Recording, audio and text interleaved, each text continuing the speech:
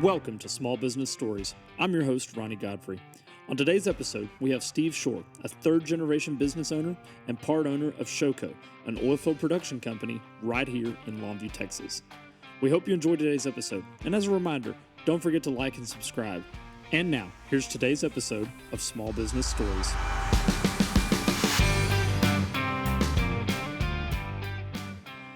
All right, looks like we are up and running. So today we've got Steve Shore with us. And Steve, we're really excited to have you, man. Thanks for coming along. You bet.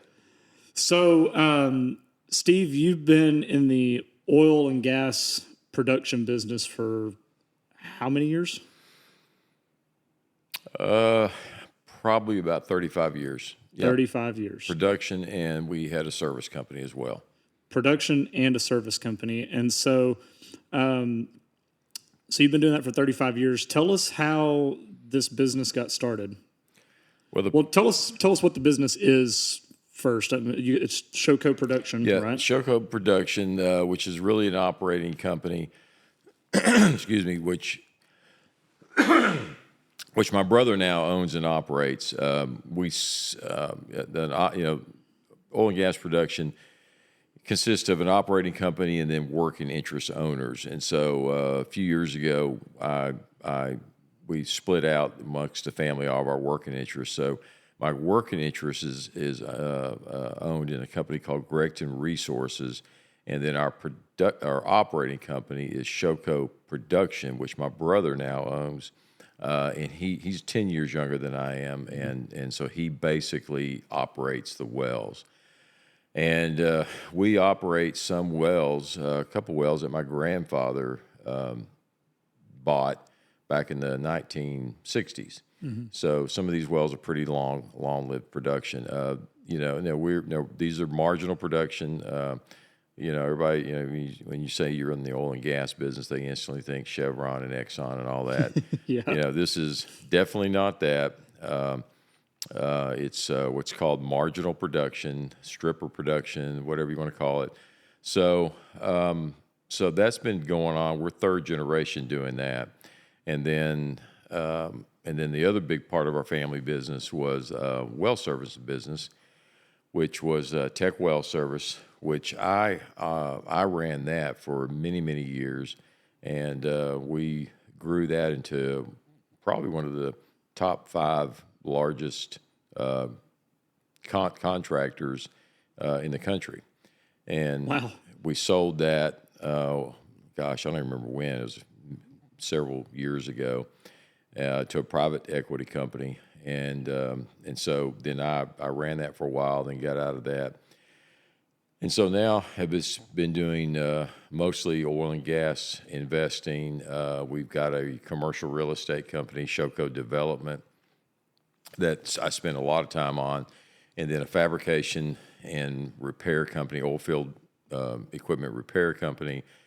And then I did have a consulting engineering company for a long time, but with the price of natural gas as it is, that business has fallen off a little bit, and so I've kind of I guess you'd call de-emphasize that and just kind of focus strictly now on the commercial real estate and the repair and fabrication business that we've got, or that I've got. So that's it. I mean, it's I'm not retired. That's it.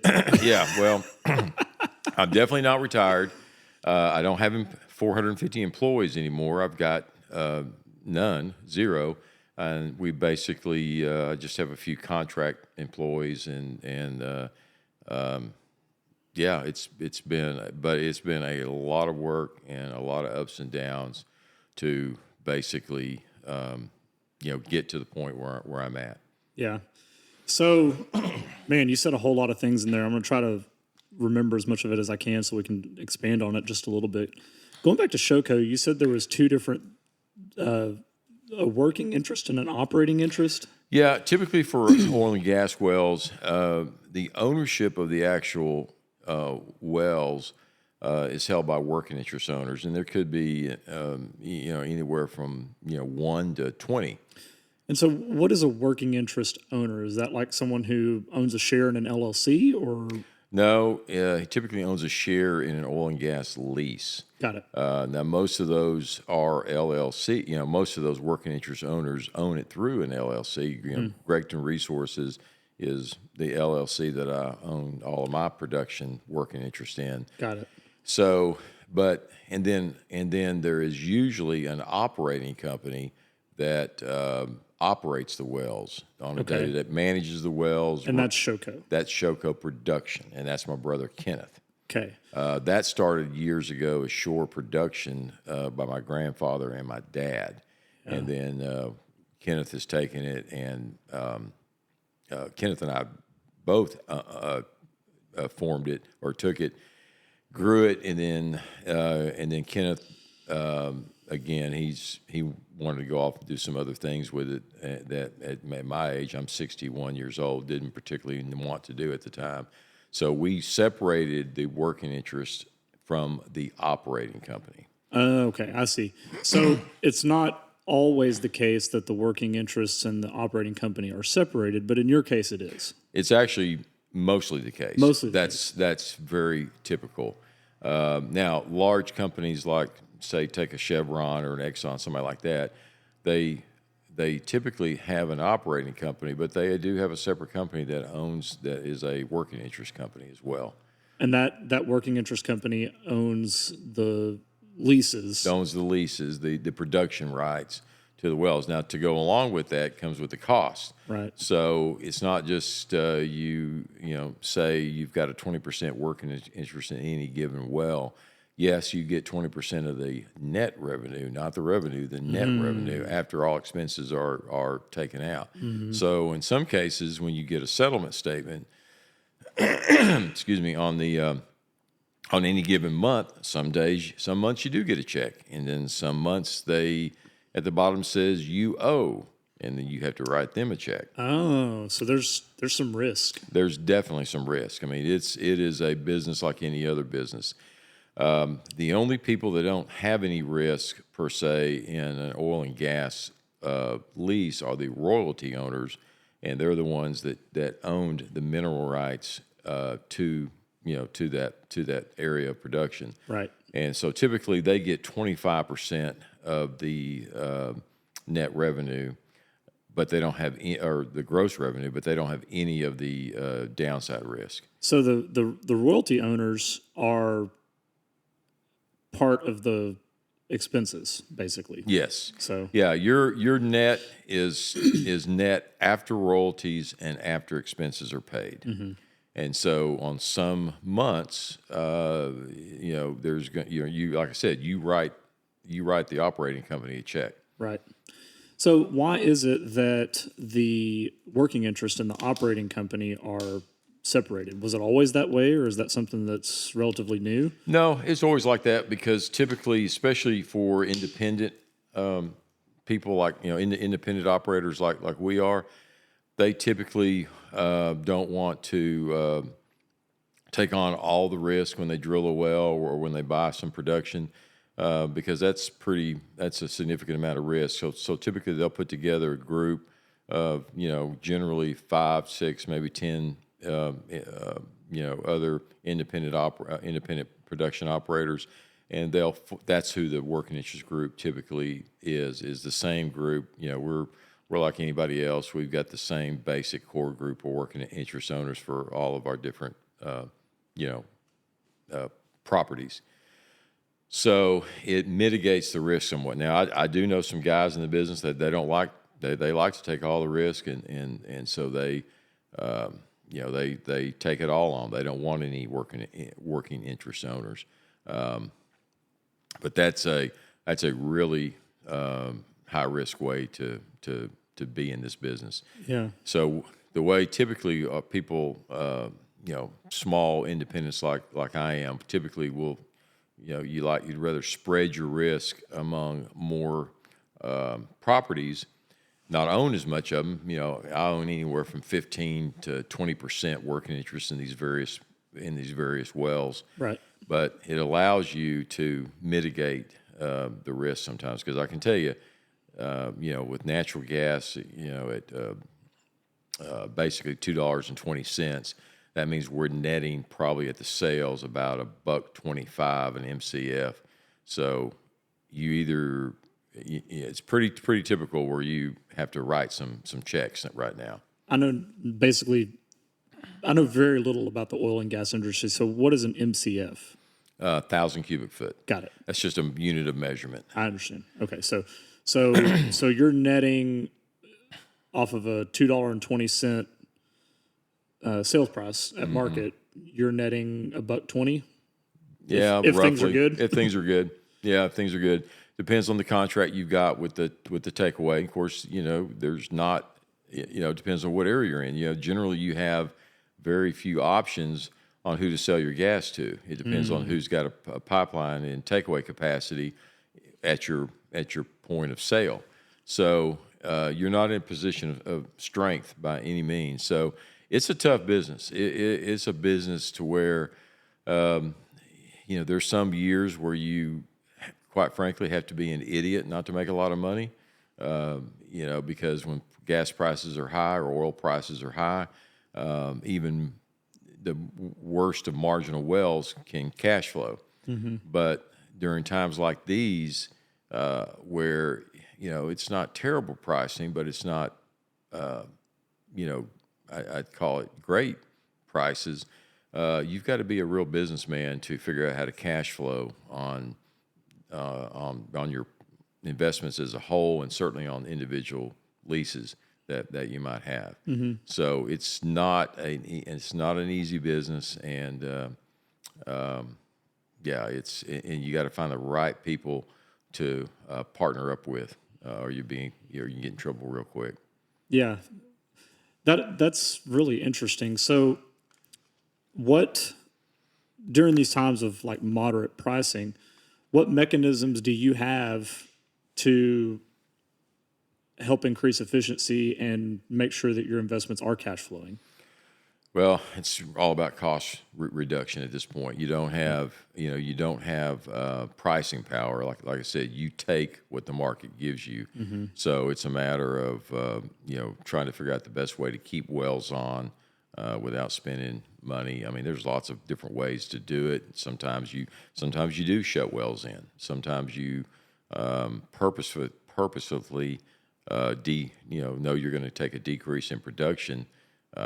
If wells aren't economical to operate at the current prices, then you just have to shut them in. Now, that creates another problem because the laws say that the royalty owners are always, you have to be making a good faith effort to make production in order to pay your royalty owners. Oh, gosh. So if your leases are not held by production, then you have to make a good faith attempt to keep the wells going and keep selling product down the sales line. So it's not like you have the full power to shut in wells that aren't profitable, and you need to have some other wells on the leases that are going to hold the leases so that you can wait for prices to improve and then open some of these wells back up.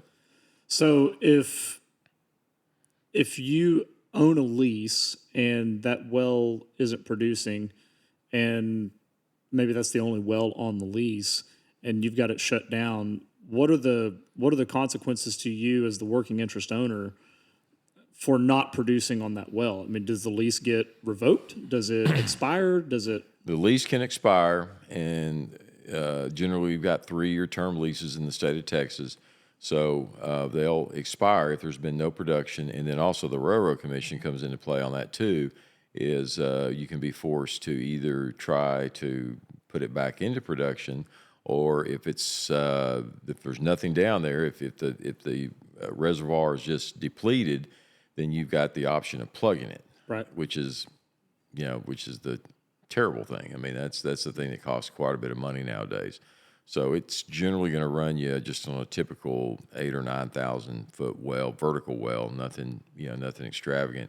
You're looking at probably $60,000 to $70,000 to plug the well and walk away from it. So as a working interest owner, if you own 10% working interest, your share of that's going to be $7,000 to plug that well. Wow. So you've either got to produce it or be subject to being what's called top lease, where another operator can come in and take over the lease, or you can be forced by the Railroad Commission to plug the well. Wow. So you can't just sit on the well indefinitely waiting on prices to improve and to where it's going to cash flow. That's, like I said, it's not an easy business, and there's people who've made a lot of money on it, and there's people who've gone bankrupt in it. So it can go either way.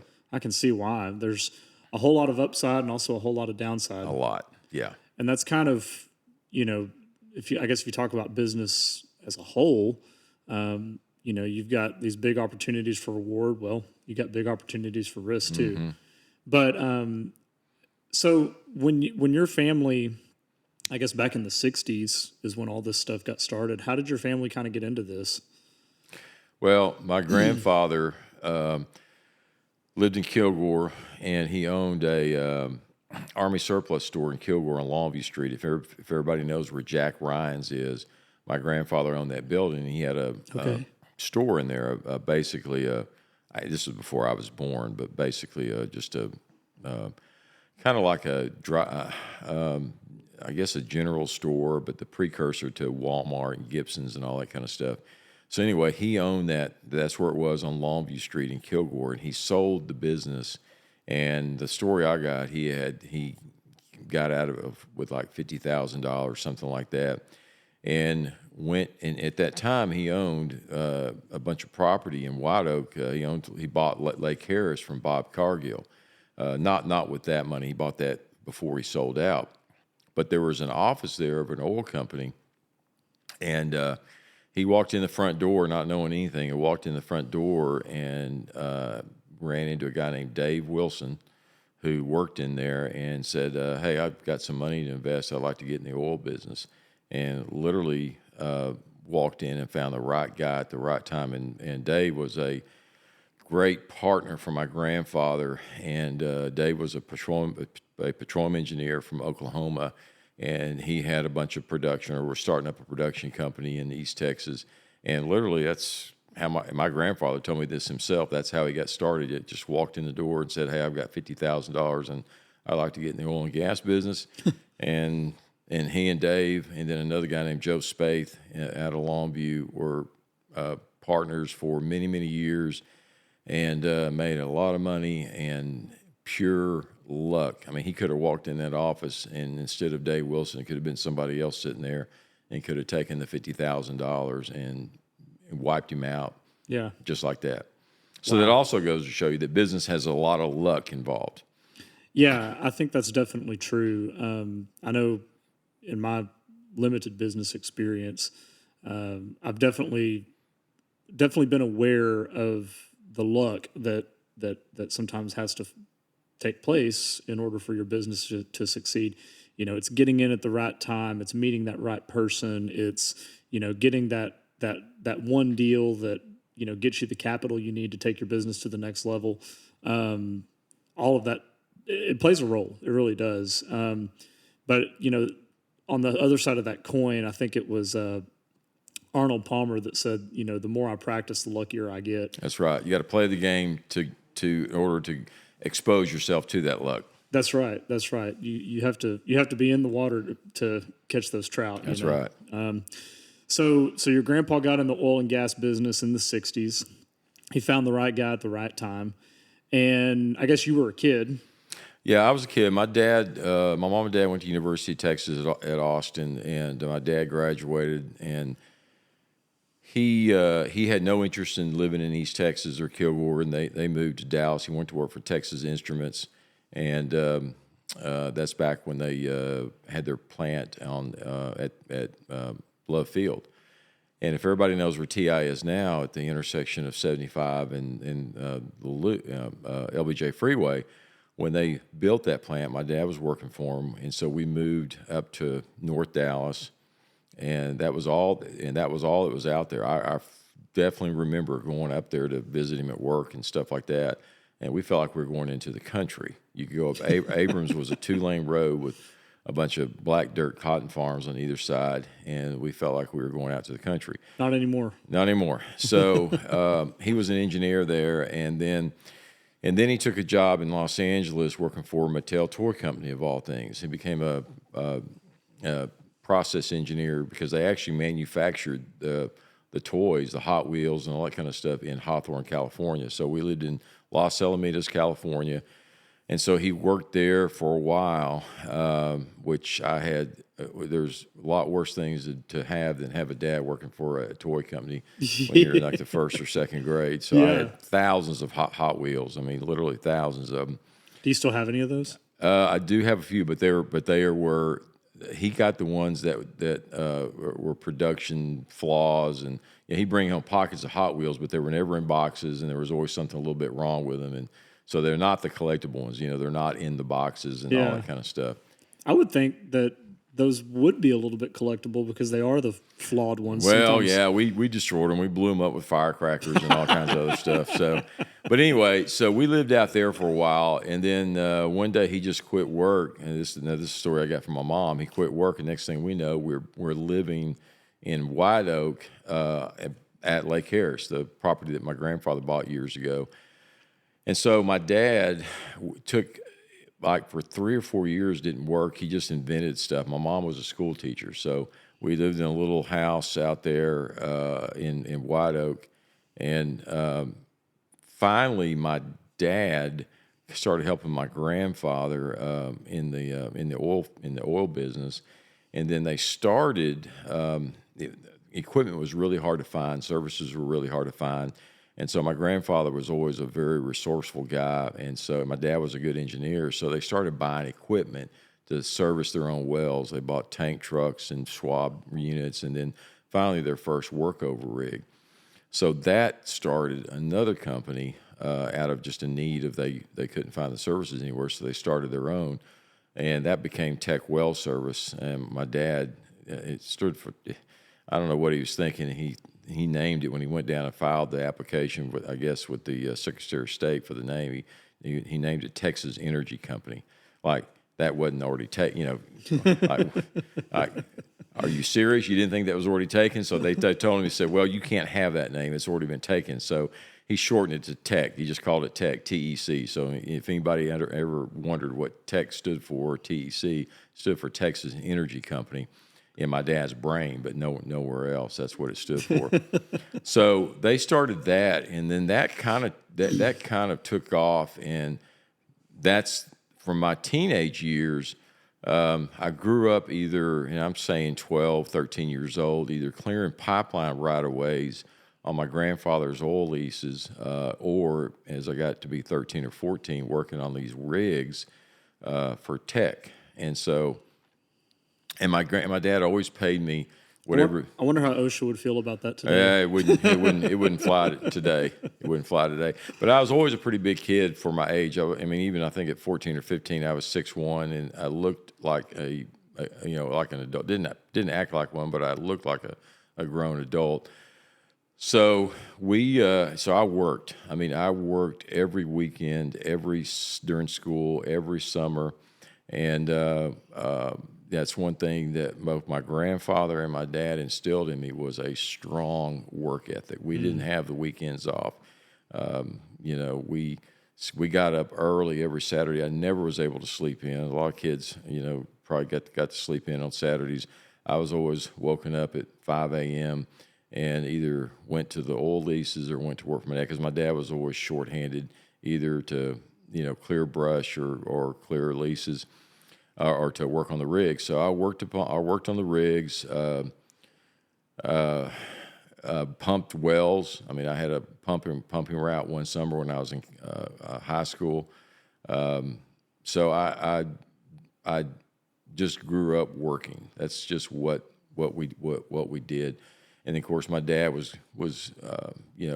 he worked too, and it was one of those deals where, before cell telephones and all that, the house was wired to receive business calls. I mean, that's just what the family life revolved around, was work and business.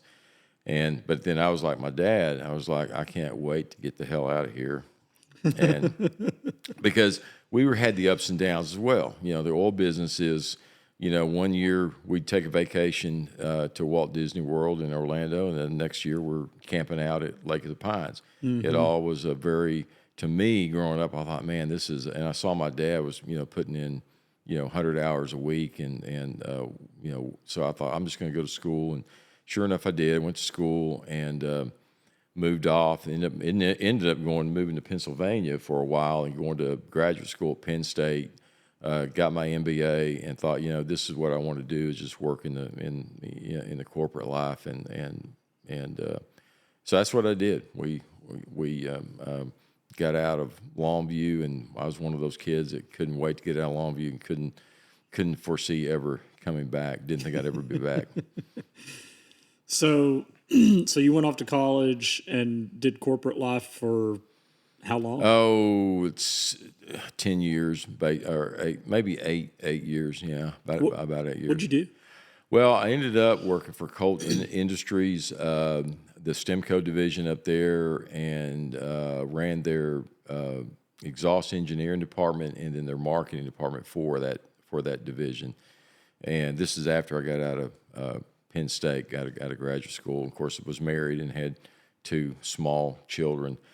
But I do remember, and I think this is maybe true of other people that want to go in business for themselves. I remember at such a young age, 30 years old, thinking, I could run this company better than the CEO. Now, I will tell you, I couldn't have. That's not the point. I certainly didn't have the ability, the expertise at that age, but I thought I did. Mm-hmm. And that's probably, and it's stupid, it's arrogant, and it doesn't make any sense, but there's probably a lot of young guys that just get out of school and go to work and think, I could run this business better than the owners or the CEO.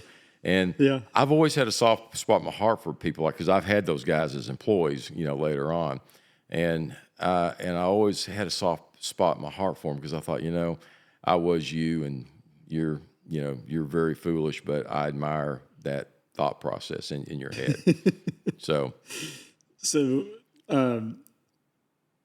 when you encounter somebody like that, I mean, do you have a direct conversation with them, or are you like, look, I know you think that you know everything, but you're not there yet, but keep that mentality.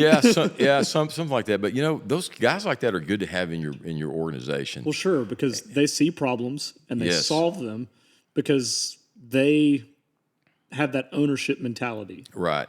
And I think that's a common theme in some of these conversations that I've been having on this podcast is, the people that do well as business owners are problem solvers, and they don't wait for permission to fix what they see as broken. Right.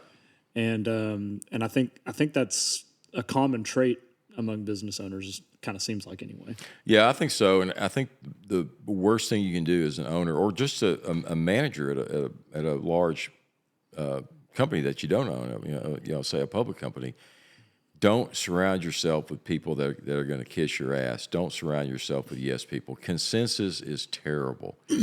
Consensus is terrible. I've had some key employees over the years that have kept me out of trouble more times than what I'd care to admit. And if they hadn't have been around, if they hadn't have challenged me to do something different, I could have made some big mistakes that could have cost me a lot of money. So, you don't want a management team of 6 people with a bunch of, all 6 of them challenging you on every turn. It's nice to have a few people agree with you. But if you've got a core group of managers that help you run your business, and all of them agree with you on everything you do, every time you cut a fart, they think that's the greatest thing in the world, you're going to be in trouble. You're going to be in trouble. So I've had some guys that I wanted to kill them, and should have fired them years and many times. But boy, oh boy, I knew that they were what I needed. Yeah. And they kept me out of trouble. And one of them in particular, I'll mention his name, Bill Beatles, in case he ever listens to this. Oh my gosh, I wanted to kill him several times. But that guy was the balance that I needed on a lot of different stuff that came up. Mm-hmm. Yeah, I think there's a certain amount of benefit that comes from, having multiple people consider a decision.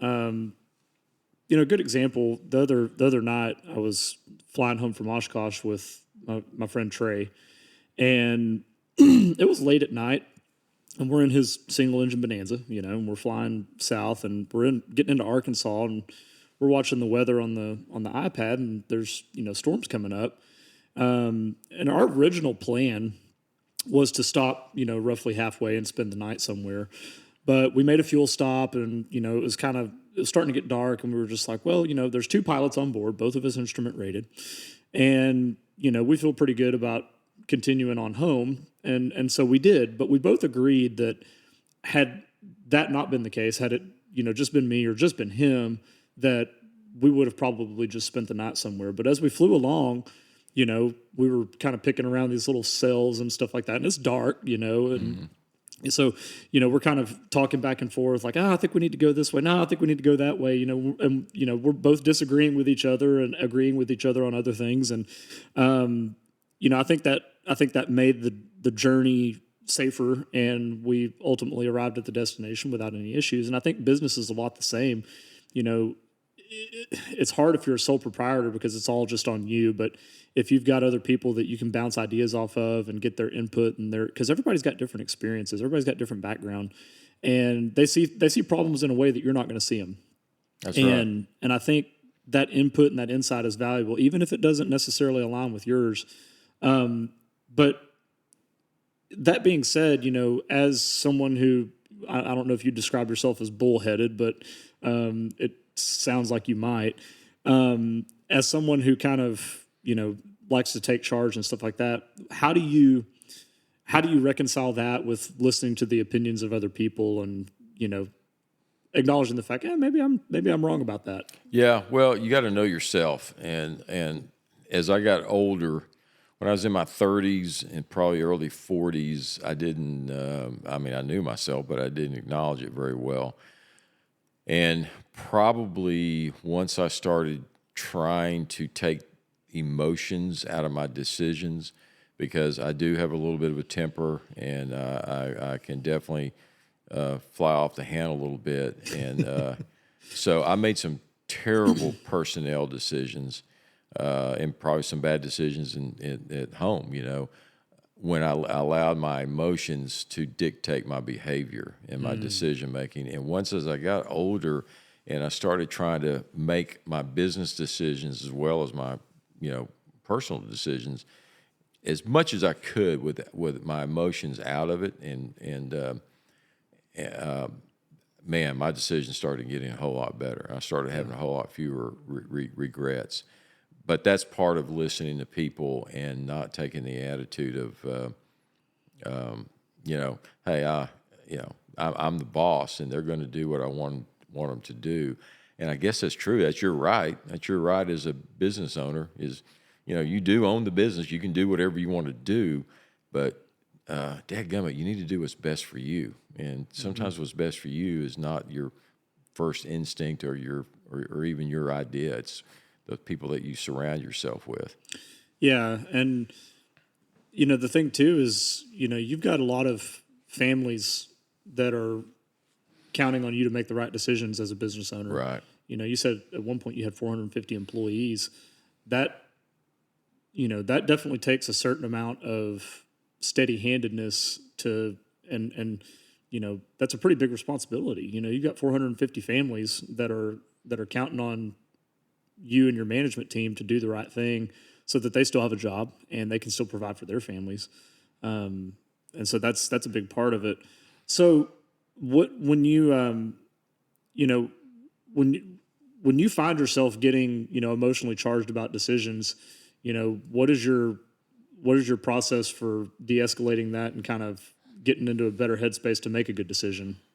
Just time. Allow yourself, if you have it, a few minutes, hopefully some seconds, to calm down and think through and listen to what it's, because you're usually you're referencing what somebody's telling you, you're arguing, or whatever. So I just think just take a deep breath, take some time, and that's pretty much I'm not a psychologist, but I've learned the hard way that you just got to let kind of diffuse the situation. But I'm 61 years old now. I couldn't have sat here and told you this 20 years ago. Yeah. It's my way or the highway, and I regret that. That's not a good. If I'd known now what I known then, or if I'd known then what I know now, I could have saved myself a lot of grief and probably been more successful than what I ended up being. I think everybody feels that way. It doesn't matter how old you are or how successful you've been. I think we all look back on decisions we've made and things we've done or haven't done, and there's a certain amount of, man, if I would have known, if I knew then what I know now, it'd be a lot different. But yeah, I think there was a quote that I always try to remember, and it says, "Don't just do something, stand there." Yeah. And I think a lot of times in the business world and in life in general, whether you're dealing with your kids or your spouse or, just a friend even, and you're having some kind of a disagreement about something and, some sort of decision's got to be made. It's very seldom that a decision has to be made right then, right there. Like there's almost always time to, take a breath, That's true. walk away, calm down for a minute if you have to. I mean, I know in my own parenting, and in owning a business, just yesterday, man, I got so worked up over a situation with that was related to business, and I was ready to just, ruin someone's day basically. And after I gave myself a couple of minutes to calm down and get over it, and also talked with, my business partner and my wife actually about it, I was like, okay, what I was thinking about doing would not be the right thing to do. We're not going to do that. We're going to do the right thing. And although it's going to cost us a little bit of money, it's okay. Everything's going to work out in the end. And so, but had I made the phone call that I wanted to make when I wanted to make it, I don't think it would have been a good day. Right. Well, I think you got to know what you're built for. You mentioned when my business got up to 450 employees.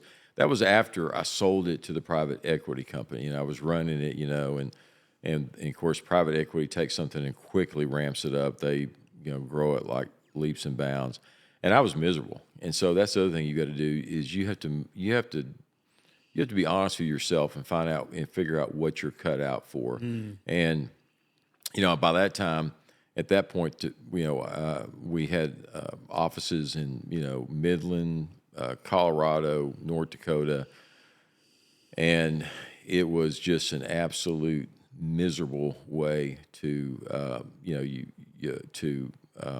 make a living.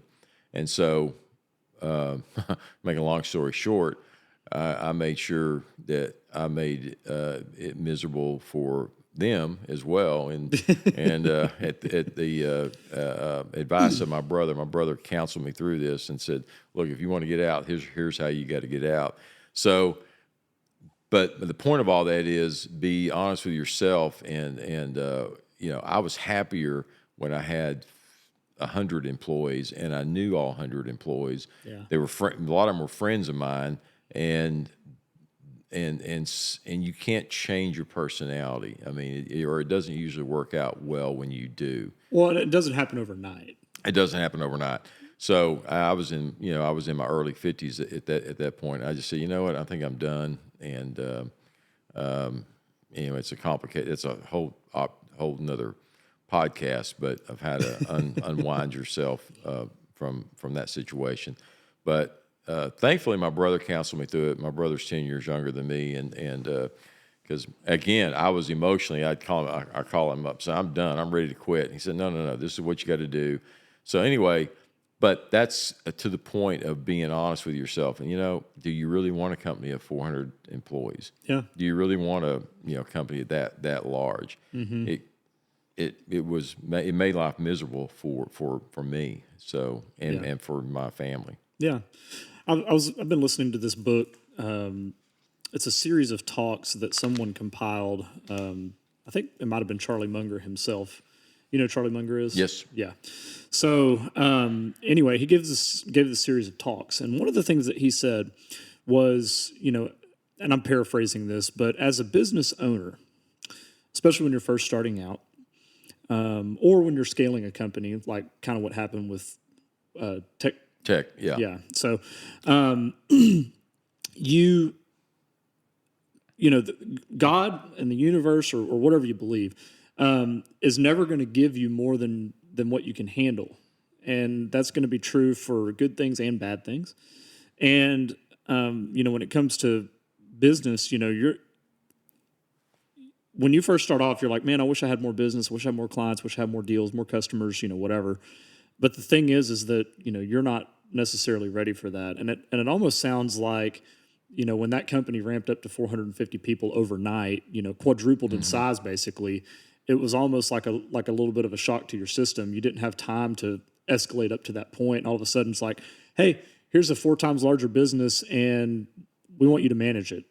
Right. Yeah, exactly. No, that is very, very true. It wasn't anything that I scaled up into at a long period of time. Yeah. I mean, it took me 20 years to get from, 50 to 100 employees, or not 20 years, but I mean 10 years. Mm-hmm.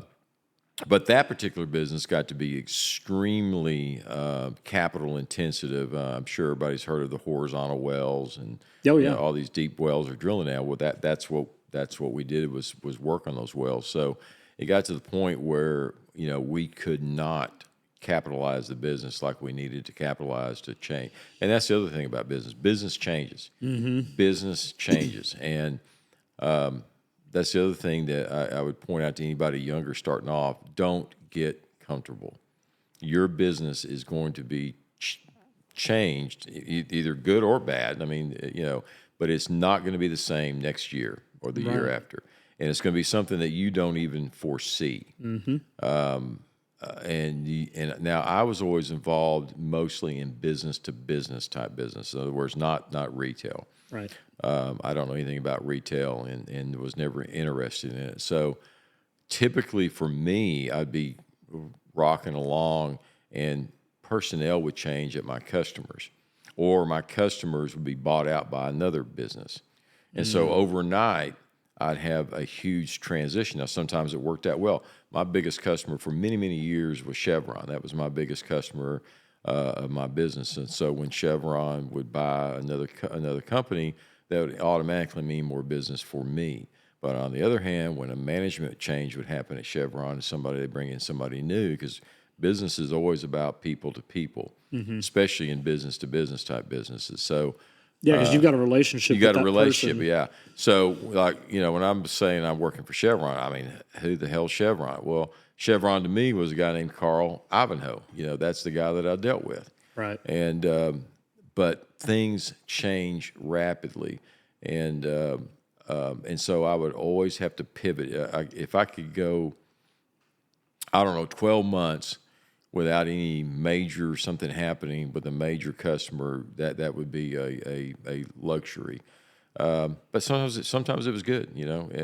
Sometimes they would make a personnel change and I'd gain business, or they buy somebody and I would gain business. Mm-hmm. Or in my case, the technology changed. All of a sudden they start drilling 5 and 10 mile lateral wells, and I didn't foresee that happening until all of a sudden it started happening. Right. So, don't get comfortable, because the minute you get comfortable, the minute that something's going to happen. So when things are rocking along and doing well, be planning for a business cycle downturn. I remember when the crisis hit of 2008, the banking crisis, we never saw that occurring until it actually occurred. Right. Yeah, I remember I was a freshman in college, and, I remember the summer of 2008, I actually went to work on a pipeline, doing pipeline construction, because like you, my parents always had the expectation, like, you're going to work. And so anyway, my mom was doing pipelines at the time, and she got me on this pipeline job. And I remember gas going up to $4 a gallon that summer, and that sucked. But I was making good money on the pipeline and everything. And then I went off to college, and I just remember it seemed like I woke up one morning and they're like, Lehman Brothers has collapsed. Yeah. everything's gone to hell in a handbasket. And it's like, whoa, the only thing I remember, seeing happen was gas prices went up, that summer. And I'm not sure if it was even related to the financial crisis. I think that was just something that happened. Right. But it was like in September or October, I think, that everything just kind of blew up. And yeah, I mean, but it did seem like it just happened really suddenly. Yeah, it did. It was a life-changing event for anybody in business, and the changes are felt today. I mean, out of all that came a lot of new banking regulations that make it really tough to get capital now out of banks. They've got so many requirements on banks, on reserves, that I'm just thankful I'm not having to start a new business now, and or I can because the banks now, I know back when my mom and dad got started, and certainly my grandfather, you could walk into a bank and give them your idea for a business, and this is what I want to do, and they say, okay, yeah, we'll fund it, and we'll go with it. And now it's all asset based, so and so they've got to, and that's why really real estate is they all understand real estate. Yeah. They all understand. Like I said, I'm in the commercial real estate business. We own a bunch of commercial stuff now. And we do have some loans on those properties because it's easy. Banks can understand that, but man alive, nowadays, especially in the energy business, boy, banks really don't want to fund anything in that anymore because it's a really complicated asset class. Yeah, well, I mean, based on the beginning part of our conversation, some of the stuff that you're talking about, I mean, I'm not going to lie, it's flying straight over my head. Because I've not been in the oil and gas business other than, a couple of summers constructing pipelines, but that has nothing to do with, the production of oil and stuff. But yeah, I mean, you think about a vice president, banker at, some local bank, and you walk in there and you're like, hey, I want to start an oil field production company. He's like, okay, well, I don't know much about the oil field business. Why don't you educate me? And then 6 hours later, you guys are sitting there and he's glassy eyed and, it's like, trying to, on the other hand, with real estate, it's like, hey, I've got this asset's worth $200,000. I got $50,000 to put toward it. And I think it's going to cash flow, $800 a month. What do you say? Like, oh, yeah. Okay. Sounds good. Let's do it. Let's get an appraisal. And as long as the appraisal will loan you 80% of the appraised value of it or whatever. Yeah. So, but it's more complicated now. So it's tougher for guys. And I feel for guys on trying to start up businesses now. It was easier. It was easier back in the day. Now, on the other hand, some things nowadays are easy because of the technology. You can run your business so much more efficiently, because of all the you don't necessarily have to be in one place to run it. You can run your business anywhere in the world basically and take it with you. And then I would say another thing to get really, I was actually already attuned to it back in when I was in the engineering world was Excel spreadsheet. I mean, I run my business by spreadsheets, and it really allows you to map the business where it is, map it where you want to go. I don't know how anybody runs a business without a good set of pro forma P&Ls, and you can stress it, you can do all sorts of things to kind of figure out where do I need to make my more investment and where do I need to pull back on. And so that information was not available in the detail like it is now, 30 years ago. So that part, in a sense, it's easier to run a business now than what it was 30 years ago because you can really get down into the weeds easier especially when you have a multi-layered, complicated organization, and figure out where you need to pay more attention or where you need to pull back from. So you kind of use Excel to visualize your business and find where the inefficiencies are and mitigate that, basically. Yeah, accounting software has come a long, long ways to where you can really assign, profit and loss buy individual assets. Go back to TEC well service days, we had 35 workover rigs. Well, I could run a P&L every month on each workover rig and see where, who the higher performing workover rigs were. And then we would take that, and then I would give each manager, each rig had what we call a tool pusher, which is basically the manager of the rig, and I'd give him his P&L. And then I'd base his bonuses and everything on the P&L. Like, he had that part of the business. When I first started, we didn't have that capability to be able to drill it down like that. So you can not only use the technology now for you to run your business, you can use the technology now to properly reward those employees who are directly in charge of that part of the business. Yeah. And so it's that part of it is pretty cool and makes it, I think, a lot more easier to maximize your profitability, or in some cases to minimize your losses than what it was way back when I first got into business back in the 1990s. Yeah. Is that stuff that you learned in your MBA classes, or was that stuff that you picked up along I tell the you, way? I learned a lot of that in business school, but then I learned a lot of it working for a large company. And I think that really was huge, because there was a family business element, and I'm not going to lie, I had it a lot easier than somebody's bootstrapping and starting it from ground zero. Sure. But on the other hand, I didn't come out of school. My dad didn't want me to come out of school and go right to work for the family company. What was that?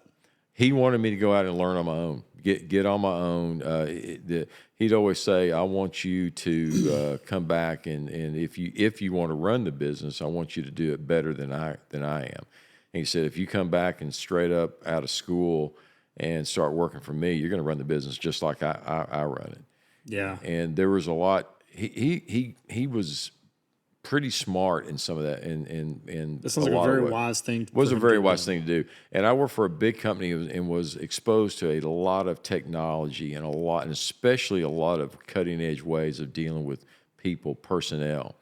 And so I actually think it was more rewarding and more helpful to work for a large Fortune 500 company than it was in business school. Now I got the job for the Fortune 500 company because of the business school, but I got more out of that than I got more working for Colt and for Stemco than what I would have ever got for education.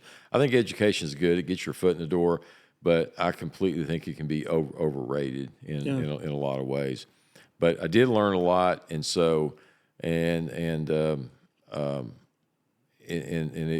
was good. The other thing I learned from my dad, and he was very good about this, is lead by example. And that's another thing I see young entrepreneurs think, well, I want some freedom. I want to be able to do it. You know what? If you want freedom, be able to do what you want to do, not go into business for yourself. That is the absolute, you're not going to have, and if you do it right, you're going to have less freedom. You're going to have more responsibility. You're going to have more accountability. But my dad was one of those guys where, I can remember when I finally did go to work for him. I was in my late 30s. I was fairly old, and it was like, well, what time you start? Oh, well, you're going to be there at 6 o'clock in the morning. I'm like, what the hell? Are you kidding me? I was working in a corporate environment where we drug in at 8 o'clock, but so. But his deal is if you're going to ask your employees to do something, you set the example. The culture is set from the top down, and man alive, there's a lot to be said for that. And I know a lot of business owners that drag their butt into the work, sporadically at 9 o'clock, 8:30. Well, you're just sending a message to the employees that you expect them to do what you can't do yourself. Mm-hmm. And so I've had an alarm set every morning for 4:30 a.m.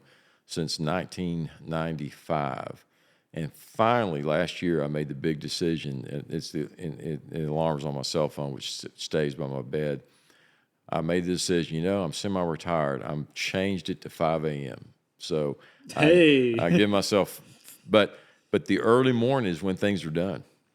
I mean, that is when things get done. Yeah. And so that's, to me, I can't imagine owning a business and just wasting those hours of 5 a.m. to 8 a.m. That's 3 hours. If you think about it, it's 3 hours at 5 or 6 days a week. That's a day and a half that you gain. Yeah. 5 times 3 is 15 hours. Yeah. That's 15 hours you gain every day, every week, which is a full work day. Yeah. So you can pack really an 8-day work week into a 7-day week. I like how you said the extra 15 hours is a whole work day. Yeah, it's a whole work. Yeah. Most people are like, well, that's almost 2 work days. Yeah. But not for a business owner. Not for a business owner. I mean, for a business owner that wants a culture of high productivity, high achievement, and a competitive drive amongst all of his employees. Now, you're right. You own the business. Nobody can fire you. I mean, you can drag in any day you want or take a month off vacation if you want. I mean, yes, certainly you're right. But the culture of your employees take in everything. Mm-hmm. They take in everything that you do. They watch everything that you don't do. And everything that you don't do. And so, I don't know. To me, and I think I was able to attract and retain a lot of good people because I was right in there with them. And I think the culture is so important. It comes from the top down. Whatever your priority is going to be the priority of everybody else in your organization. That's just how it's going to be. Oh, it makes a lot of sense, and if I think if you're going to be an effective leader, it has to be done by example. You can't just tell people to do stuff that you're not going to do yourself. And I mean, yeah, it's like you said, those employees, they're watching, and they're taking all that in. So you spent all these years getting to work by 6 a.m., I guess. Yes. And what do you think is the biggest benefit? I mean, beyond the extra hours, like what is the work that you get done during those hours that may not otherwise get done? Like what is the benefit, do you think, to being up early and starting your day a couple hours earlier? Well, I mean, typically you're not as interrupted as much. You don't have a lot of the different phone calls and all that kind of stuff.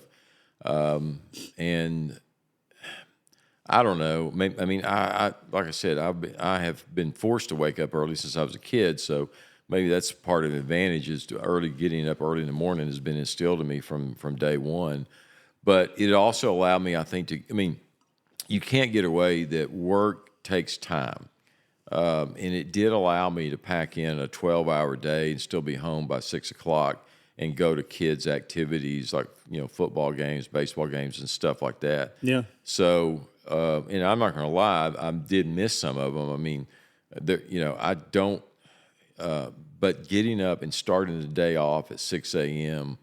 allowed me to mitigate some of those family, losses of family time to as much of an extent possible. Mm-hmm. I did lose some. I mean, my wife, that's the other thing, you need to have complete buy-in with your spouse, and I did. My wife, her dad was a business owner. He owned a construction company, so she was raised up and completely in that in family environment of kind of a maternal way that the house is run by the wife. My wife raised my kids. Right. There's no doubt about it. I mean, I'm not going to lie to you. She took them to school, sometimes 3 different schools. She was if she was sick, she took them to school. It just was one of those deals where I've never been a believer in that you can do it all. No, you're going to have to make some choices. Yeah. And your wife or your husband, whatever the case may be, needs to have complete buy-in that we're going to do this. And, I've heard people say, well, I do this for my kids. Do you really? I mean, if you ask a 10-year-old, would you rather dad be home and be available, or would you rather him be out working and trying to earn money to maybe for a better house, better car, better schools and all that? Most kids are going to say, man, we'd rather have our dad at home. I mean, honestly, so I'm not going to blow smoke up anybody's ass and say I wanted to be an entrepreneur. I wanted to be a business owner for my family. I did it because I'm competitive. I like to compete. And that's really the honest truth. Now, I love the honesty. Yeah, I would like to say I did it for the sake of my kids and family. You know what? I could have gone to, if you wanted to do it for the sake of the kids, just stay in a staff job, staff position, and you can. Now, I think my kids have benefited, and my wife allowed me that indulgence of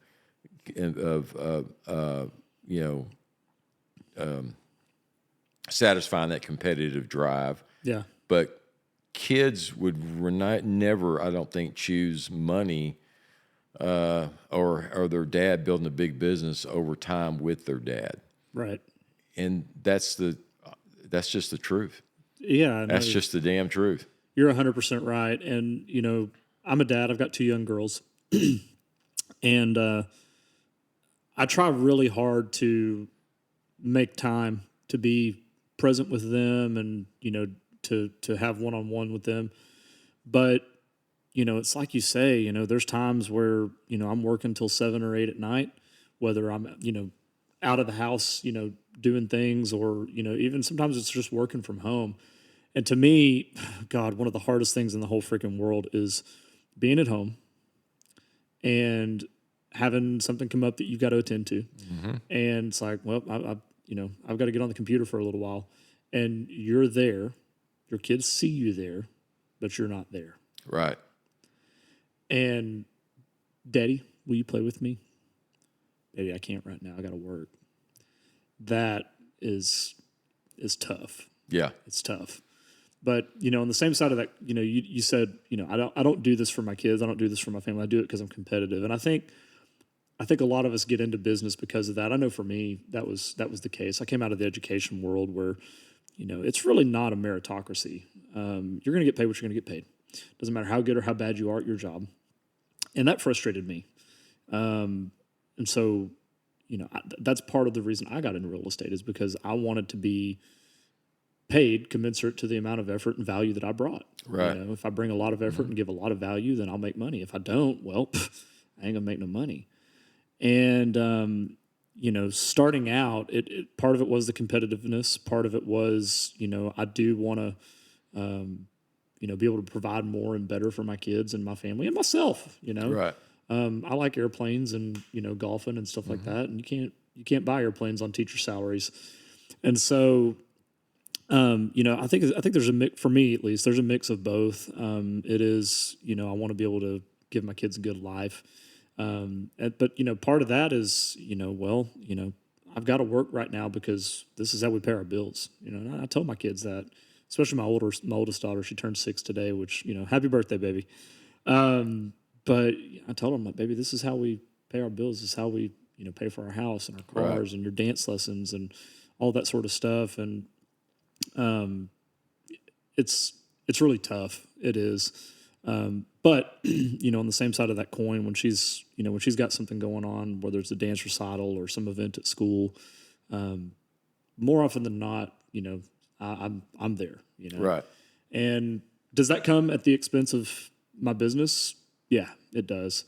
But, I think 30 years from now when she's grown and, I'm hopefully retired, I won't look back and say, man, I wish I would have, spent more time with my kids, or I wish I wouldn't have missed out on so much stuff. That's my hope, at least.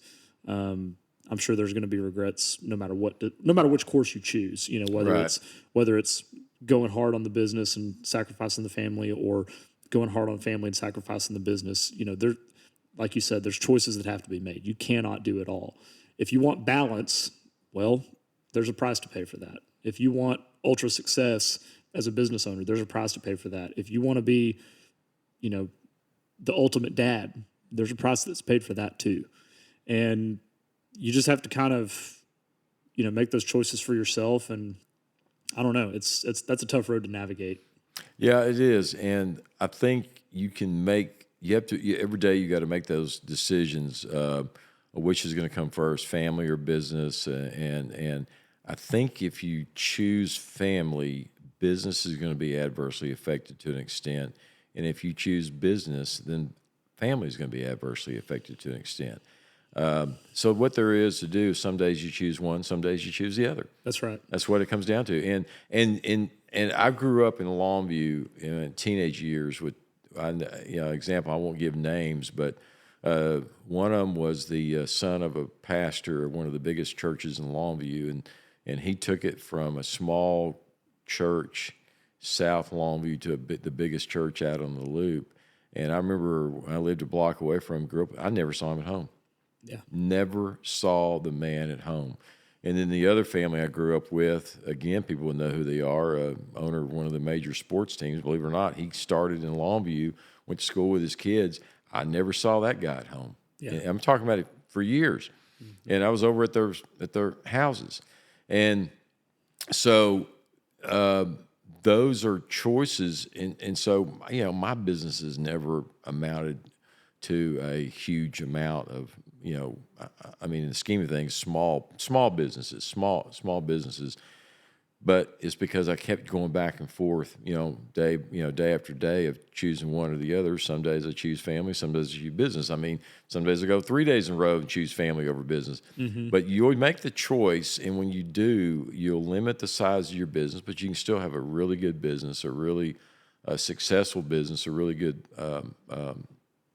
way of life. And you also hopefully have a pretty good family. I think my kids have all turned out good. I joke that I'm their second favorite parent, but that's good. Number two is usually pretty good. Even when it's 2 of 2. I know 2 of your kids fairly well, and I'd say that they both turned out good. I think you have a daughter that I've never met before, but so I don't know her. But David and Patrick, great dudes. I think they turned out all right. So they all did, and thanks to my wife. I give all the credit to Teresa, but that's what you got to do, and you can't rationalize it and come to any other conclusion. It is a choice every day. Yeah, and you just pray to God to make the right decision, make the right choice, and try to figure out what His plan is and do it. But I just remember I've definitely I've seen 2 examples where the decision every day by the dad was business or church over family, and it worked out fine. I'm not saying any of them have any regrets, but you can literally, take in, if you work hard enough and you're smart enough and you're lucky enough, put enough effort, you can make a multi-billion-dollar, business, grow it, but it's going to come at a cost. Mm-hmm. And to think that you are going to be the one to figure out how to get that world, $2 billion business and not have it any ramifications on your family, think you're going to be the guy to figure that out. Maybe you are, but more power to you. I couldn't. I never could. Yeah. I think, and I don't know that there is a right choice in that necessarily. I think you have to decide what you want out of life. And like goes back to what you're saying earlier. You got to be honest with yourself. Yeah. And for me, being a good dad is important. Because I had good parents, my mom and dad and my stepmom, who I love dearly. They were all great parents, and they were, we didn't have lots and lots of money. None of them were business owners. They were, regular people, employees working regular jobs, but we spent quality time together. They taught me a lot of good lessons, and I don't regret not having some of the things that my other friends had, whose parents were business owners or more wealthy. Would it have been nice to go on, cooler vacations? Sure. Yeah, that'd have been great. But, at the same time, had a great childhood, and my parents instilled in me a good work ethic and taught me a lot about, how to do the right thing and, why that's important. And, and I want to do the same for my kids, but I do also want to, build a good business that hopefully one day my kids can take over and benefit from. Right. I think for me that's a big driver. Is I want to build something that one day my kids can hop into, and that'll be a blessing for them and their families, and they hopefully won't have to work as hard as I did to build it. To to keep it going. So that's a good insight, man. And a good lesson to be learned for anybody that's listening, that's thinking about starting up a business and thinking that, I'm going to have all this free time. And I'll tell you what you said about that is exactly true. You don't get more free time working for yourself. As a matter of fact, I always say, I don't work for myself. I work for everybody that has me work for them. When you're a business owner, you're accountable to your customers, your employees, your family, yourself, and your other managers and partners. There's a lot of accountability and a lot of responsibility that comes with that. And I'll tell you, it's a lot harder being a business owner and being self-employed than it is just showing up, punching the time clock, doing your thing, and going home. Yeah, I definitely agree. But if that's how you're wound up, as far as I'm concerned, or in my case, if you are a competitive person and like to compete, and pretty much have confidence in your abilities, then there's nothing else better to do for you than to get out and see what you can do, because you do put it's not right or wrong. I mean, there's not a right or wrong way to live your life, either as I could have been perfectly happy staying at Colt and running my way up through the ranks, but this was just a good choice for me. And but it's not for everyone, and if it's not, then be honest with yourself and say and don't try to do something that you're not cut out to do, or you don't want to do. Right. Yeah, and so kind of going back to the Colt Stemco thing a little bit. You said you did that for about 10 years, and that you never wanted to come back to Longview. Yeah. What changed? Well, my wife did not share that that idea. Was she from this area too? Well, we met in college. She's from Arkansas, from Fort Smith. And as you know, I'm flying to Fort Smith all the time. That's why. Yeah, she's from Fort Smith. Still got all her brothers and sisters up there, and her dad. But she was up in Pennsylvania. We were living at the time Carlisle, and she did not share my enthusiasm for being, only seeing family, once a year, twice a year. This was before social media, so you didn't have the Zoom. We see I've got some two little grandkids, babies out in Midland, and we Zoom them and all that kind of stuff. So, but anyway, she did not share the enthusiasm, and so my mom, and of course I had my only two grandkids and my mother at the time. So my mom, we go down and visit, and they talk to me about coming back and taking over the family business and all that. And I'm like, man, I was making some really good money up in working for Colt, for Stemco. And anyway, making a long story short, I finally decided to move back to Longview. Took a hell of a pay cut to go to work for them, and Longview is by that time, when I came back, I was married and had two babies, two kids, 3 and 1 or something like that. You're pretty young. Great town to raise a family in. I'm glad I left. I would not have wanted to graduate from college to come back to Longview. Nothing against Longview, but I enjoyed my time away up in the Northeast and the big cities, and I needed to get that out of my system. It was probably a valuable experience. It was a valuable experience. Drove my wife out to marriage counseling, so we went through that. But other than that, it was a great experience. But so we came back and took over the family business, and basically, I quickly kind of took over and bought into the business, and it just kind of took off. And that's one of those things too. You work hard and hard and hard. I can just remember knowing where I wanted to go with it, and then all of a sudden, and this will be true with any business, and you're probably already there with your real estate business. All of a sudden, man, you just wake up one day and this thing is taking off. Mm-hmm. It kind of takes on a life of its own, but you've got to put in that years struggling to get it to where you want it to be. And then it was a great feeling when this thing took off. And then my brother came on board. My brother, I've got two brothers, and my youngest brother, who's 10 years younger, in the early 2000s, he came on board. He's a CPA and a oil and gas attorney, and so he came on board. And then together we really worked. He did the financial part of it, and I did the operations part of it. And he just took off. It just literally took off. And so it was very, very gratifying. It worked out really well, and no regrets whatsoever. But I could have been happy doing either thing, but I probably did what I was called to do.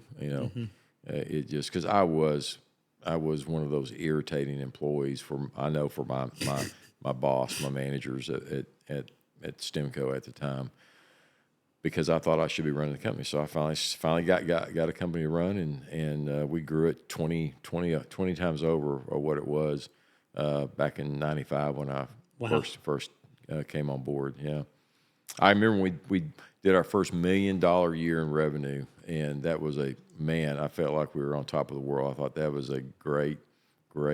It was a good accomplishment. Yeah, that's a big milestone to reach. Yeah.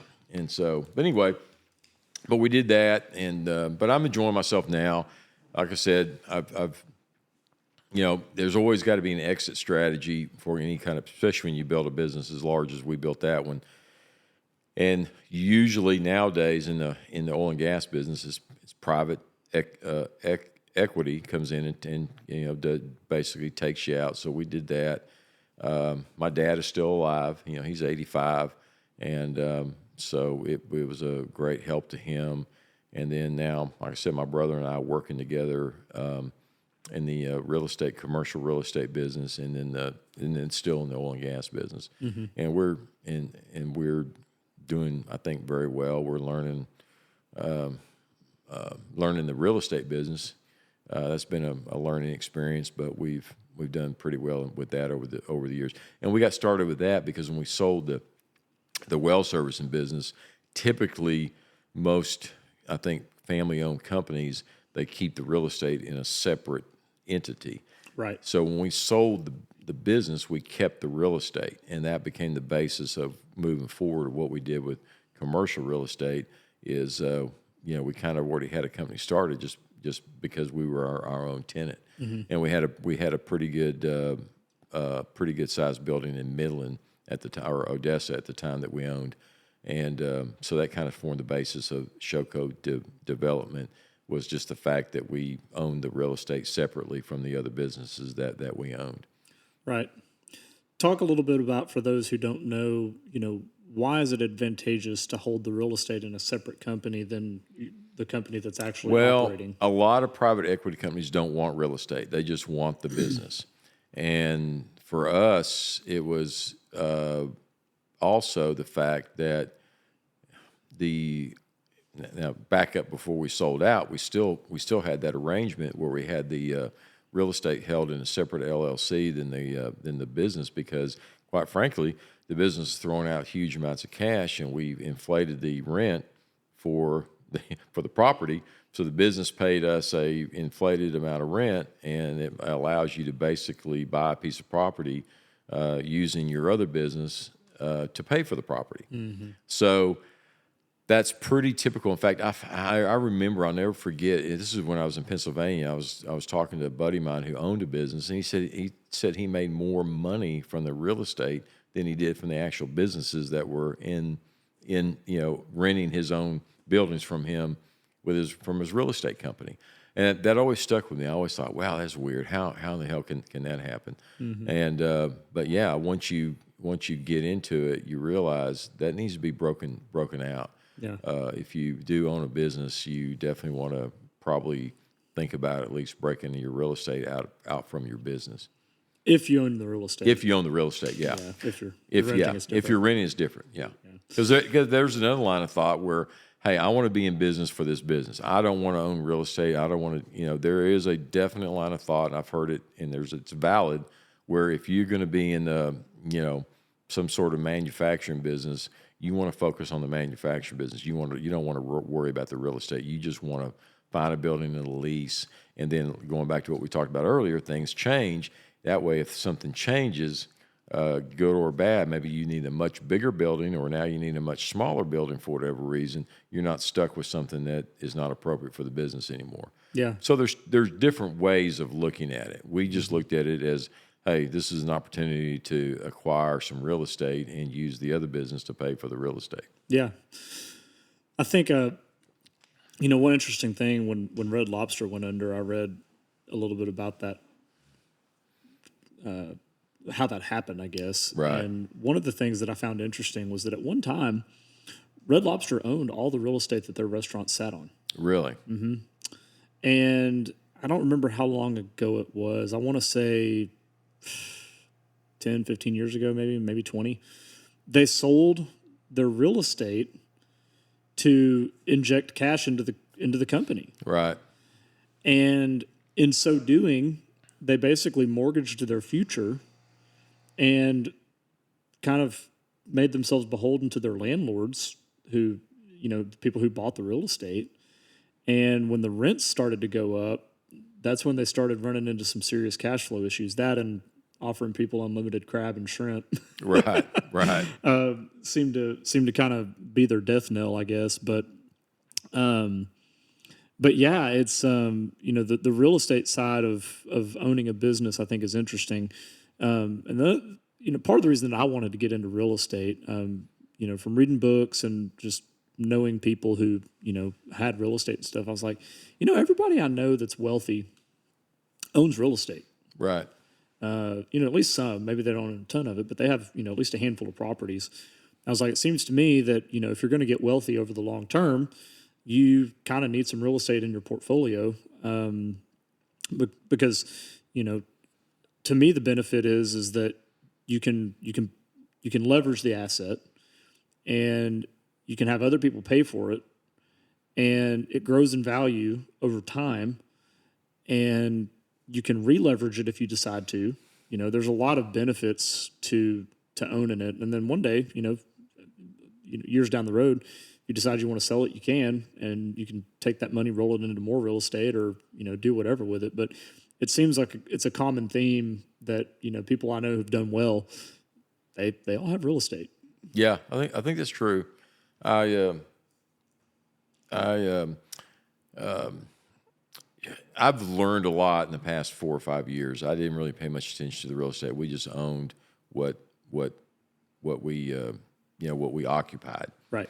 And so, but we had in White Oak, we had a lot of raw land that was available that we just had owned. It was available for development. So my brother and I started developing that land, and it's right there on the east side of White Oak, west side of Longview. It kind of bleeds over across the city limits between White Oak and Longview. And man, we made a lot of mistakes, but in the meantime, we've found a pretty good niche that, for whatever reason, in Longview is a little bit underserved. And we're not experts in real estate. I don't know anything about residential. I don't ever think I would want to get into that. But as far as the part that we do in commercial, which is commercial industrial, I like it. It's a good. I think it's a good opportunity. So we're gonna kind of, I don't know. We got some more ideas. We've got probably 2-3 years worth of stuff to build right now at this point, and it's low risk. We don't do anything unless we have a signed lease. We don't do anything on spec or anything like that. So you're building to suit. Oh yeah. We're building a suit. We're real risk averse to that. Now the downside is once you're locked in on the lease, and if you have cost overruns and stuff like that, you have to be careful that you get the lease terms set up to where you can live with them. We've had a few cost overruns where we'd like to renegotiate the lease, but we won't have that opportunity to do that for 5 or 7 years. Mm-hmm. But it's been pretty good experience. My brother's got a really good design eye, and I'm really good about operations, about getting the things built. And so we've kind of got a area of expertise, and then we'll meet several times a week and make sure we're still both on track. But the buildings, I think, are have turned out really well, and I think our tenants, we have very little tenant turnover, so I think it's gonna. I think that business is gonna continue to grow for us. That's awesome.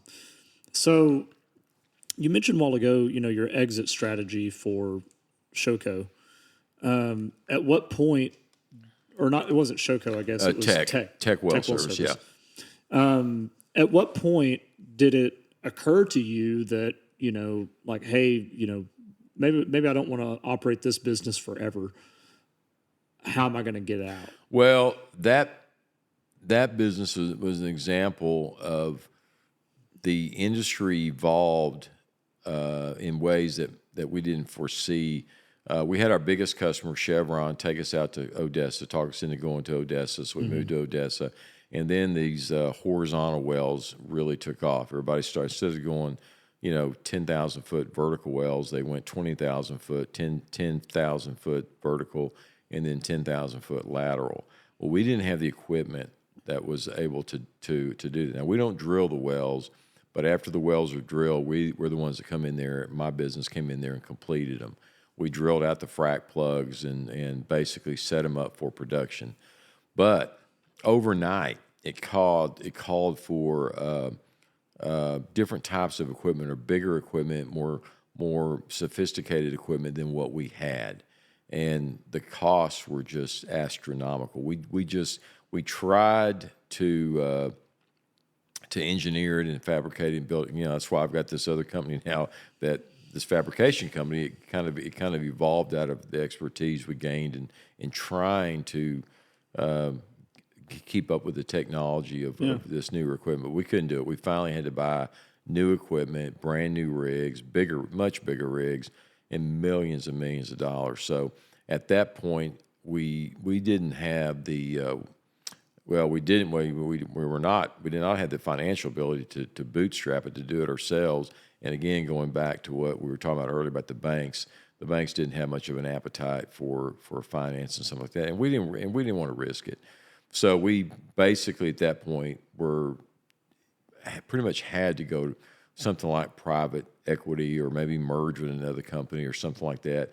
Basically, if we wanted to survive and really take advantage of this, because it was a good opportunity, but we didn't have the financial ability to fund it ourselves. We needed the capital. So at that point, we didn't really have much of a choice. But we could have retrenched and just not participated in it. But the business was there. This is what we need, because everybody else is in the same predicament. All of our competitors, everybody's going to have to ramp. All right, so we're back. All right. I feel a little bit better now. Yeah, me too. So the private equity thing, you guys realized at a certain point that you didn't, you weren't going to be able to continue because the economics of the business weren't going to make sense. And you knew you needed to find some way out. So how did you go about doing that? Like, how did you come to the conclusion, number one, that you needed to sell to private equity? How did you find the company that you were going to sell to? Like, what did that kind of look like? Well, in the oil and gas space, whether it's production or service companies, private equity is always there. It's just that's pretty typical of how exits are made in those areas. So, and we had a portfolio of, we had unbelievable customer base. We were Chevron's largest contractor for workover rigs in the area. Worked for BP, ConocoPhillips. We had a company that had a perfect safety record, which is a huge deal. Wow. in that business. Yeah, we safety record was excellent. So we were a very highly regarded company in the industry. You got to remember, we're competing against public companies like Key Energy and Neighbors were the big ones, and we were probably the fourth or fifth largest contractor in the country. Wow. At the time, yeah. So so we were a large company and well respected and well known, and so we basically made the decision. We kind of knew the writing was on the wall that we were at a crossroads. We were either going to have to really ramp up our spending and our capitalization in order to maintain where we were at, or we possibly were going could be a threat to the business as it was. So anyway, I mean, there's people you hire. We hired a investment company out of Houston that specializes in that area, that space, oil field services, and they basically go out and find the right deal and put it together, and that's how we did it. Really, for that industry, private equity now is very common and very much the norm as far as exit strategies. So I mean, what was that like for you guys personally? I mean, was that kind of a hard choice to make? It was terrible. Yeah, I mean, your identity is kind of wrapped up in your business. It's been in our family for a long time. It was gut wrenching. I mean, I try to be perfectly honest. We put it off as long as we could, and finally, and really, my brother was the lead in this. Finally, came to the realization that we didn't have any choice. I mean, unless we just want to put everything that we owned at risk, which didn't make much sense because everything that we owned, still wouldn't have been enough to really do what we had to do. And especially with both of you guys being, on the back end of your careers. Well, maybe not your brother so much. Well, my brother not, but you got to remember it when you own a business. Everybody thinks, you've got so much money, you're so rich. Well, you're really not, because whatever cash the business throws off, you typically put it right back into the business, because if you don't think enough of your own business to reinvest in your own business. I mean, I didn't have a large stock portfolio. I didn't have we had some real estate, but really we continually invested anything the company threw off right back into the company. We paid ourselves a salary. It was a good salary. It was a good living, but our investment, our livelihood was throwing all of our money back into our business. And so, which is how it should be. I mean, if your business, if you've got $100,000 to invest and you don't want to invest it in your own business, then something's wrong. You've got the wrong business. Something's wrong with your business. So we did not have the financial ability, and we were realistic with ourselves. We saw where this industry was going, and it was going in a direction that we did not have the ability to take advantage of. So, but it was gut wrenching. It was hardest thing in business. I mean, I don't want to make this sound like it's equivalent of like losing, my mom or something like that. But as far as business-wise, it was a gut-wrenching decision, and it was tough on my employees because, like I said, they pick up on everything, and they know now that you're a minority owner of your own. We still were, we still had equity in the company, but we were not the majority owner. We didn't call the shots. We had to follow with the board of directors and what the private equity people wanted to do, which was basically ramp up quickly, get this son of a gun going, and it was tough. It was real tough. Yeah, because the mission of a private equity company is to basically do a pump and dump. They pump up the business and get it, really rocking and rolling and super, look super good on the balance sheet, and then they sell it to someone else. Yeah, that's right. And go find another company to do it over again. That's right. And it would have been easier. Would have been easier if we just sold it and were able to walk away. Right. But that's not how they work. They want you to. They keep your money tied up in the business to keep you in the business, so that because they don't want to run the business, they want you to run the business, but they want to tell you how to run it. Golden handcuffs. Exactly. So it was terrible. But I can remember just being so thankful when finally it got to the point where they knew I was miserable and they knew I didn't really buy into what we were doing. So we came to a very amicable agreement of me walking away and getting out. And so I had my freedom. I mean, I literally, again, I don't want to over embellish this, but I kind of got the idea of what it must be like to walk out of prison after about a 10-year prison sentence. Yeah. So it felt really good. Yeah, yeah. How long did you work under the ownership of the private Oh, equity? about 2 years. Okay. Yeah, it wasn't a great. It felt like 20, but it was about 2. And they've been very successful. I mean, it has nothing to do with I knew, but it's now they changed the name and turned it. It's Axis Energy Services is what it is now, and they're nationwide. I mean, they're probably the biggest in their industry now. They've been very successful. And it was not a good fit, but they've been really good, and still got a lot of employees of mine working there, and I wish them nothing but great success. And I think it's a challenging time because there's so much competition now in that space. They still haven't made their exit yet. They still own the company that the private equity group does, but I think they will. They'll at some point be able to turn it, and they'll do very, very, very well. And I'm glad for it. I'm glad for it. So when you made your exit, did they buy you out? Yeah. Yes. After a certain length of time, but yeah, we're completely. I don't own any shares. That we cashed out all my equity. They were very fair with me, and it was I can't say anything bad about post separation. It was a good agreement. It was a good deal for everybody. Yeah. Well, congrats on that, and congrats on closing that chapter. Definitely probably bittersweet. Yeah.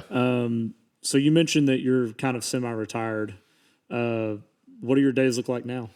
Well, like I said, I backed off to getting up at 5 o'clock in the morning. I get up at 5. First thing I do is turn on the coffee pot, and I pray every morning about 5:30. I'm Catholic. I pray the Rosary every morning at 5:30. Say my prayers. I drink a lot of coffee. And then probably around 6:30 or 7, I get out and check up on some construction projects over in White Oak. And then, like I said, we generally got a couple things going with Pro-Built Equipment, which is the fabrication company. And that's about it. I mean, it's certainly not a rigorous schedule anymore. But all my kids are through school, and I'm building. Like I say, I've got 2 buildings going up now, and I'm building a hangar out at Longview Airport. So I am busy. I am busy because I don't use a general contractor. I am the general contractor, which is something that I was forced to do to be able to, afford to build some of these buildings. So. But I've got a good group of subs working for me, and like I said, we do metal buildings. They're simple. It's not like building a house. It's pretty simple stuff. So and then like I said, we're not real active in the oil and gas right now. All of our production is just with these prices. We're not doing much work on it. When things pick up, I can be very, very busy out on the oil leases if we've got a workover rig out or doing a workover or something like that. So, but right now, as we speak, the oil and gas, we're We're just selling that gas and natural gas and oil, and not being real active about trying to increase that production. So it's pretty simple. We did a lot of traveling over the summer, and we've got some more stuff to do. And I don't know. I mean, I feel like I'm as busy as I want to be. I don't ever want to retire. I enjoy, I enjoy what I'm doing. Yeah. It doesn't really, compared to what I used to do, it doesn't sound like a lot, but I've got a lot of ideas in my head. I've got a lot of ideas of businesses that I want to start, and of what I think could be viable. But now that I'm 61, and now I am thinking that maybe, how much do I want to risk at this point? I think they're all good ideas. Maybe I'll just try to get one of my kids to do it instead of me doing it. Yeah. And so that's it. And I like to fly. I've been flying since I was 18 years old, and never professionally. I mean, I've got a commercial pilot's license, but I don't fly professionally. But I've even thought about getting a part-time job flying. I've always wanted to do that. Yeah. And I for whatever reason, I never did when I was younger. Mm-hmm. And I've got a son, as you know, that is a commercial pilot, is a professional pilot. So, I mean, I've kept up the medical. I've got a second degree medical. So technically, I could go get a job as a professional pilot of some sort. You look like you could be a professional pilot. Yeah. I've told my wife I want to think of. My son works for a charter company. I thought about going and asking them, hey, what would y'all think about if y'all got shorthanded and just needed somebody to fly? I've flown right seat with my son a couple times, but I don't want to do it. I don't want to go back to working full time. I don't want to do that. So It's one of those deals where I don't know how viable that is. But I think when oil and gas picks up, we will get busy again with that, and my days will be quite filled up with work at some point. At that, I mean, hopefully natural gas and oil will get back up to where they need to be, and we'll go back to being really, really busy. It always does. It always does. Speaking of that, because you made your living over all these years in such a boom and bust industry, how do you ride that out? How do you balance it out? Man, I tell you, Ronnie, when things are going good, don't enjoy it. I was always planning for when things turned down, and reacting quickly. I learned real quick that you can ride out any bust as long as you don't carry a heavy debt load, which we never did, and you see it coming. And there's always signs. And so the oil and gas business is something where you've got to quickly ramp down and quickly just pull in everything, and just wait it out, ride it out. And the guys that get in trouble are the guys that have heavy debt, a lot of debt load, or who don't don't pivot quickly enough into reining in their expenses. So I got to be really, really good at doing that. And so yeah, I never did enjoy the booms, because when we had them, and they were good, and you can be a complete idiot and make money in the oil and gas business during the boom. It's very, very easy. But I will give myself a little bit of credit, because I never allow myself to really enjoy those times. I was always positioning the businesses to withstand what I knew was coming, and it always did, was a severe downturn. And they generally lasted a year and a half.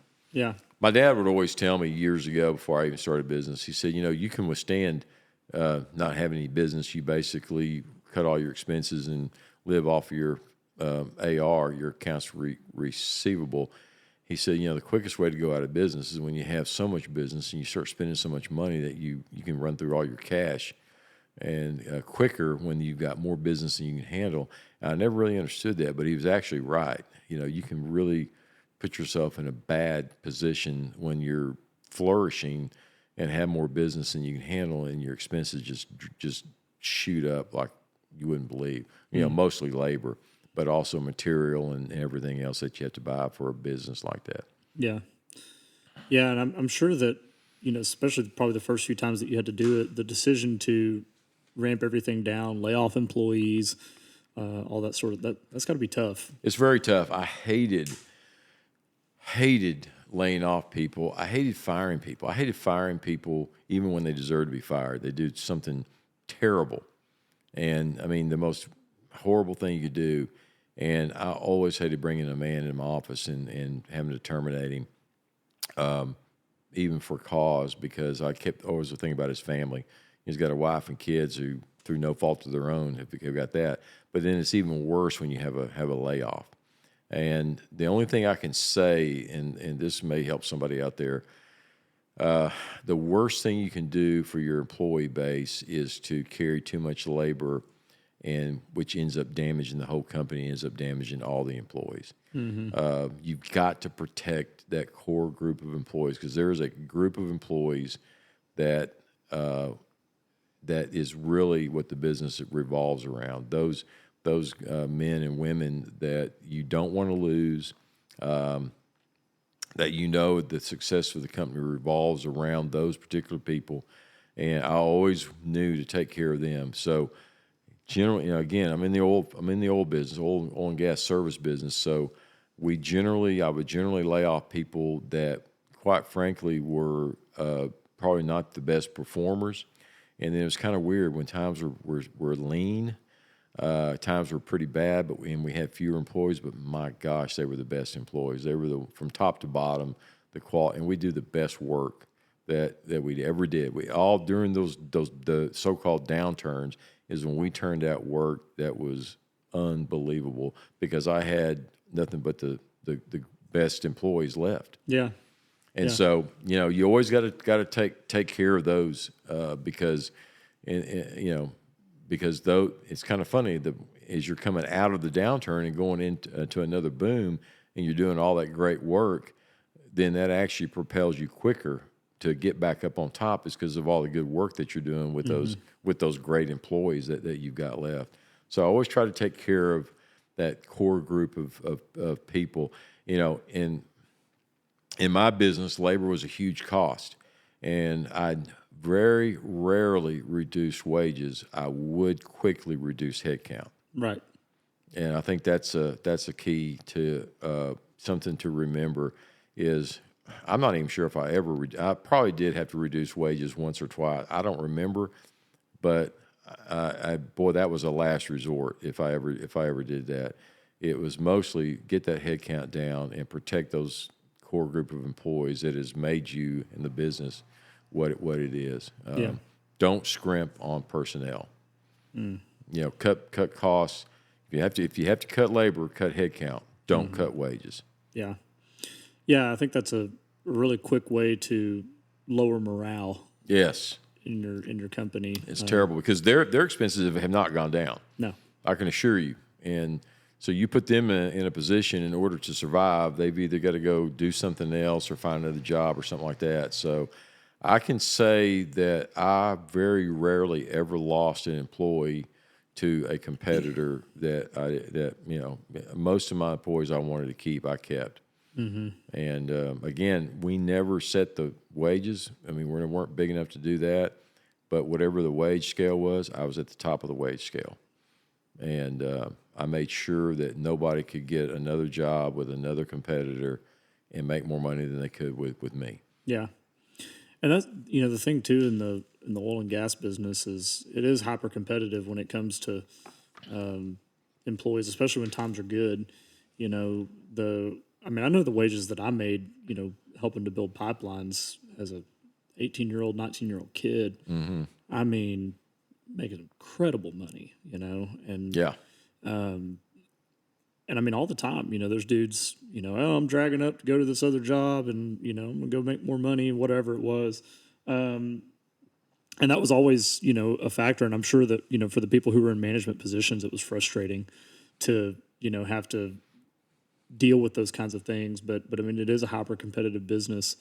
And especially, given the volatility of oil and gas, I think you guys are probably subject to that more so than most businesses. Definitely. I think what I liked about the oil and gas business, still like about it, is it's an industry that you can't export jobs. You know, the work has to be done here. Yeah. You can't move it somewhere overseas, and you can take a young man through who could be very smart, very skilled, but for whatever reason didn't have the opportunity to go to school, go to college. Maybe doesn't even have a high school education. He can make $150,000, $200,000 a year with company pickup, company vehicle, benefits, insurance. I mean, what other industry can take a young man and allow him to have a really nice level of standard of living? And that's what I always enjoy seeing. I thought this is a great opportunity for these guys, and nobody can take it away because you can't move these jobs. If these wells are going to be drilled, they're going to be drilled here. You know? Right. So you can't export these jobs. These jobs are here. And it's good for the economy around here because these people spend money. They do. They spend money. They buy houses. They buy cars. They probably should save more money, but my hands, my guys, my employees would generally, when times were good and they were getting 80, 90 hours a week and, you know, making $45, $50 an hour, they were going down to Peters and buying new vehicles. Yeah. And but I took care of them because that was the backbone of the business, and I didn't begrudge them anything. If the wages were, if somebody was paying $50 an hour, then I want to pay $55 because turnover is a killer. You know, Yeah. it's very costly. It's very. I don't want to deal with turnover. Yeah, I think losing an employee is a lot more costly than a lot of business owners give it credit for because Exactly. you have to spend the time and resources to find somebody else. You have to spend the time and resources to get them trained, and they may or may not work out. Whereas the employee that left that you could have spent an extra $5 to maintain, you know, if they're a good employee, you know, that $5 an hour was minuscule in comparison to what you've now had to spend That's right. going through that. I mean, just going through the interview process. And I mean, I'm a very small business. I have one employee. So I don't have a large payroll or anything like that, but, you know, I've had a couple of instances where I've, had to fill that position and I just dread it, man. It's not fun and it's not easy. You have to, the training part for me is just so rough, man. Just getting them up to speed on everything they need to know to be effective and do it. Cause the stuff that I do is pretty highly specialized and it takes a lot of time for someone to ramp up to the point where they can be effective, between 6 months and a year. It's like, and I told them, when they first come in, like, it's going to probably take 6 months to a year before you're truly effective at your job. And even Right. then, there's going to be stuff that you just don't know how to do, And so, you take that times 100, and my God, you can really spend some money and time turning over people. Well, yeah, and once you find the right people, you just got to make sure that they don't want to go anywhere else. Yeah. They don't want to go, and money is part of it. You hear also the old cliche is, well, money's not really that important. Bullshit. They're not working for you for a hobby. You need to pay them top wages. You need to pay them, good benefits. Now they need recognition. They need appreciation. 100% right, but they need everything. Yeah. And so I had a team that, one thing. Gosh, I made a lot of hiring mistakes, but I made a lot of hiring hits too. And I hired a lot of the right people. And once I got the guys in the right place to really manage certain parts of the company, like I said, I mentioned Bill Beatles on sales, David Etchliku on safety, guy named Doug Swain for personnel. There's about a handful of others, and you just made sure, that those guys had what they needed to be happy, be successful, and they could take your company to huge, heights. And that's exactly what they did. Mm-hmm. And so, but yeah, don't skimp on personnel. When times go bad, when they will in the oil field, times go up and down. maybe who knows what's going to happen with the overall economy here. We may head into recession. You can survive anything, as long as you anticipate it and act quickly. Don't think things are going to get better quickly. Assume the worst. Go back to that always have a good pro forma P&L that you can pull up on your computer and stress the hell out of it, and just see what you can withstand, and then assume that it could get that bad, and then that way you can make the changes that you need to make to survive almost anything. Makes a lot of sense. Yeah.